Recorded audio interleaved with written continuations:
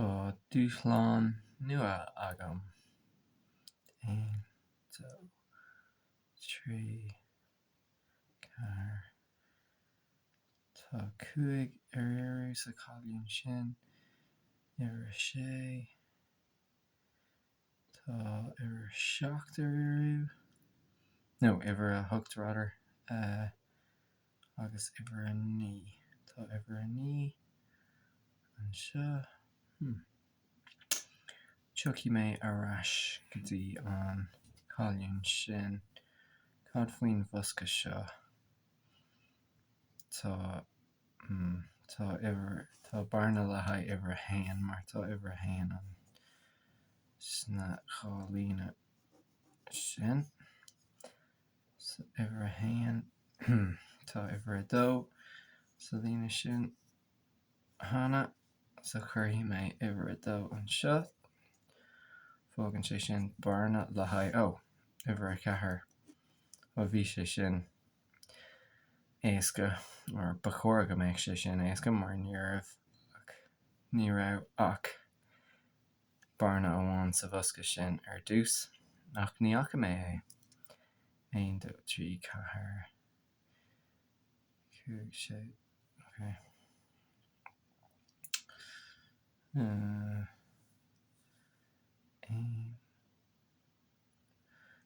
Tá mé géirí iarraidh 2 le haigh an bosca sa chúine.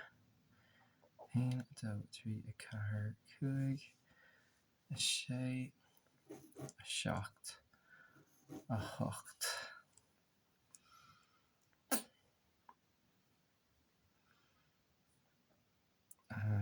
So tá mé géirí 5 agus iarraidh 9 ach níl míad cinnte fós. Cinnte sin focail le haigh sure. Cinnte is how we say sure as Gaeilge, or certain. Cinnte. D'úsáid mé an focail dúshlán ar dús sin focail le haigh challenge dúshlán. Beidh an barna le haigh iarraidh 1. Tá iarraidh 1 sna cháiliún an sin.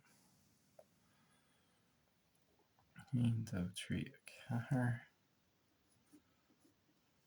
Agus fógann sé iarraidh 5.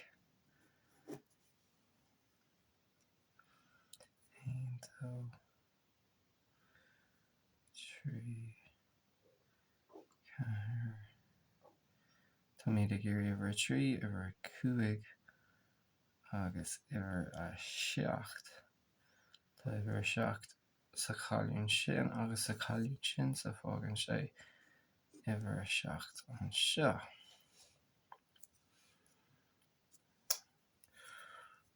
Cad faoin bhosca sin. Tá níl ach iarraidh 2, iarraidh 4 agus iarraidh 9 anseo.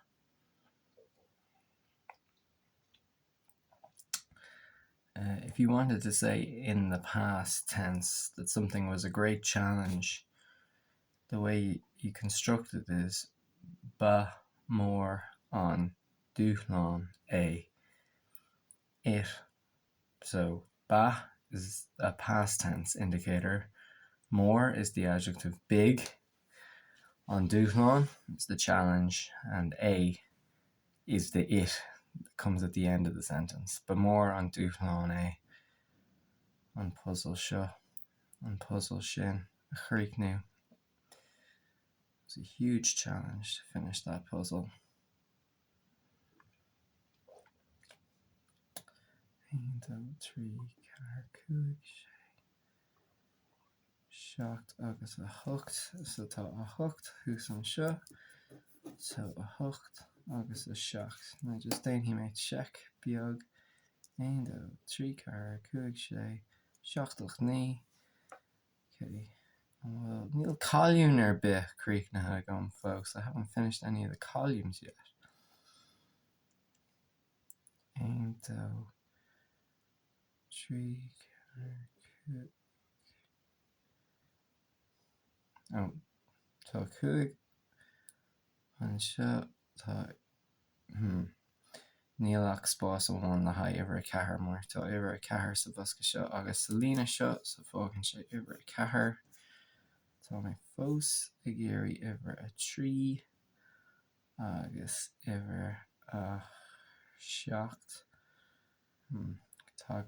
Tuigim mé arás go dtí an cáiliúin sin. 1, 2, 3, 4. Yeah, cúig nó iní fós. Is mór an místéir. It's a mystery. Is mór an místéir atá ann. It's mór an místéir é. It's a great mystery. 1, 2, 3, 4. Místéir, that's just one of those examples of words that are some words in Irish are quite similar to the equivalent in English, but yet somehow I find them kind of more onomatopoeic or something in Irish. I think it's just because the místéir has an I fada at the start that makes I could be wrong about this spelling actually, but in my mind's eye anyway, it has a sort of a long I and a long E fada to make the A sound. I think it's the drawl at the start, the místéir, just gives it that kind of mysterious kind of quality, which the word mystery just doesn't conjure the same feeling in me.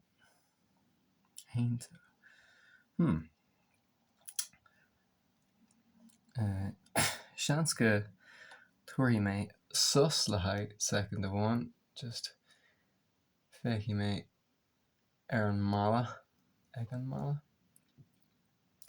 I dro eile, mar tá ag fécant arís is arís ag na spás céine. Keep looking at the same spaces. Okay. Tá uimhir a hain i ngach bosca seachas except an bosca seo agus an bosca seo. Agus cén fáil, why? Well, tá uimhir a hain sa lína seo ach níl uimhir a hain sa cháiliúin sin nó sa cháiliúin sin, so níl míad cinnte fós faoi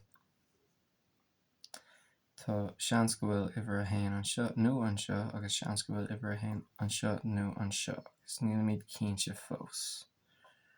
Fós is how we say yet. We're not yet sure. Ach tá uimhir a hocht ag dul an sin mar tá uimhir a hocht sa lína seo agus sa cáiliúin seo. Okay, so tá atá fágtha sa cáiliúin sin. 1, 2, 3, 4. Okay, uimhir a cúig agus uimhir a ní.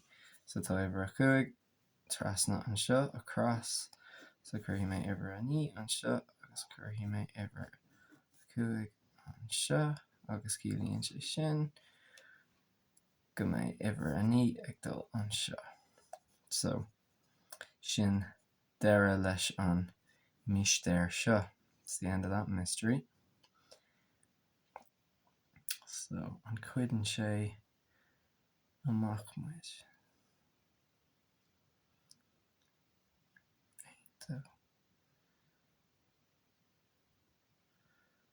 So uimhir a trí agus uimhir a cúig sa cúin seo.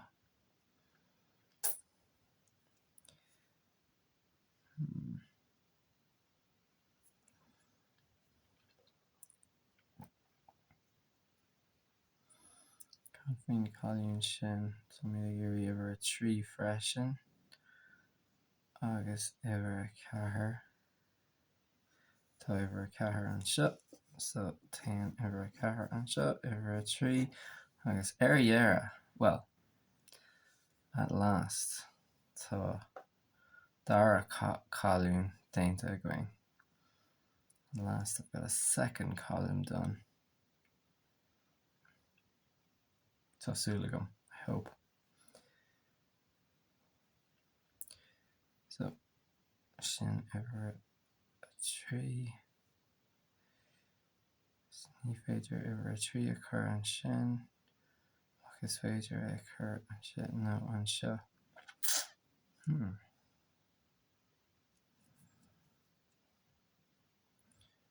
Okay, so rinne mé seic iwwer a hain. Cad faoi iwwer a dó.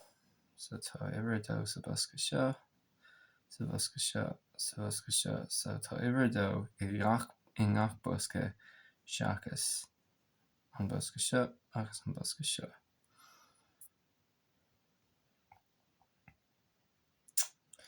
Cad faoi iwwer a trí. Tá iwwer a trí i ngach bosca seachas. Well no, tá roinnt mór boscaí gan éin iwwer a trí. So tá iwwer a trí, iwwer a trí, iwwer a trí. Níl iwwer a trí sa bosca seo, tá iwwer a trí sa bosca seo, sa bosca seo, ach tá ceithre bosca. There are 4 boxes without iwwer a trí. Cad faoi iwwer a ceathair. Ceapan go bhfuil iwwer a ceathair i ngach bosca. Cad faoi iwwer a 5.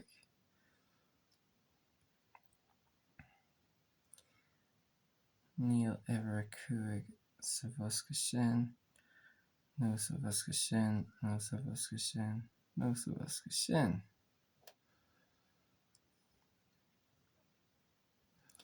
Cad faoi iwwer a 6. Iwwer a 6, iwwer a 6, iwwer a 6.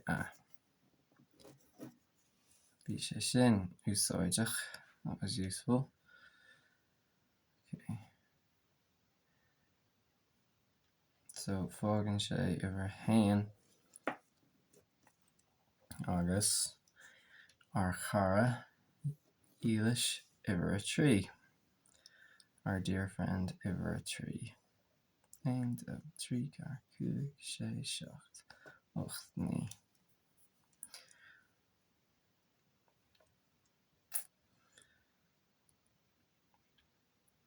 So inis tá okay, so tá iwwer a trí nua an leathnach. Leathnach is the word for page.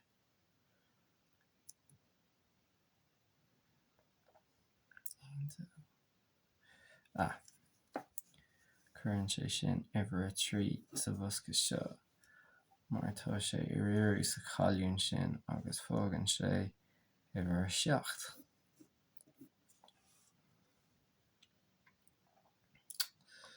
Agus fágann sé an barna sin le haghaidh iwwer a 7.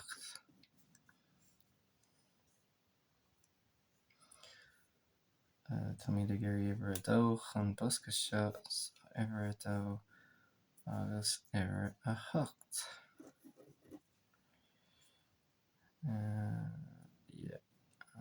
Tá spás inis le haghaidh iwwer a hain. Agus cad atá fós a riúú iwwer a 5. Iwwer a 3 nach cha. Iwwer a 5. So ba iwwer a 3 ag dul chús an sin. 1, 2, 3, 4, 5. Sé. So gléich mé an rolla. As a sort of another sort of schoolhouse phrase. If they called out the roll, the presence and absence list, they called it an rolla. So I called the roll. Gléich mé an rolla. 1, 2, 3, 4, 5, 6, 7. Yeah. Chuig mé trí na hibhreacha gléich mé an rolla le haghaidh iwwer a hain, an bhfuil iwwer a hain an seo, an seo, an seo, an seo, an seo, an seo. Agus lean mé a raig go dtí iwwer a 6 agus sin chonig mé go raibh iwwer a 6 ar éiriú an seo. Three. Anseo is a word I use a lot when I'm doing these puzzles. Anseo was the word we had to call out if your name was called Mogléu de Anam. Nuair a bhí an múntúir ag léamh an rulla. There she Anya anseo. Sean anseo. Andrew anseo. Okay, so my folks a géirí iwwer cuaig le haigh an cáilín sin. Agus le haigh an cáilín sin. So cadatóir folks anseo iwwer dó. Agus iwwer a ní.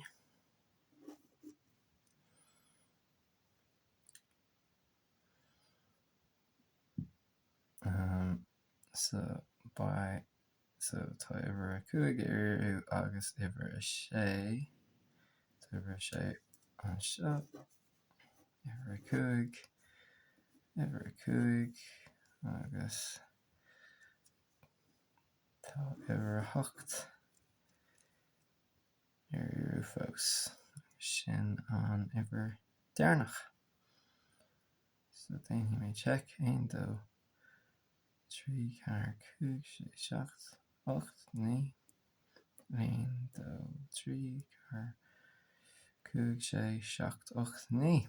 Se, tá mé sásta. Sunna sásta.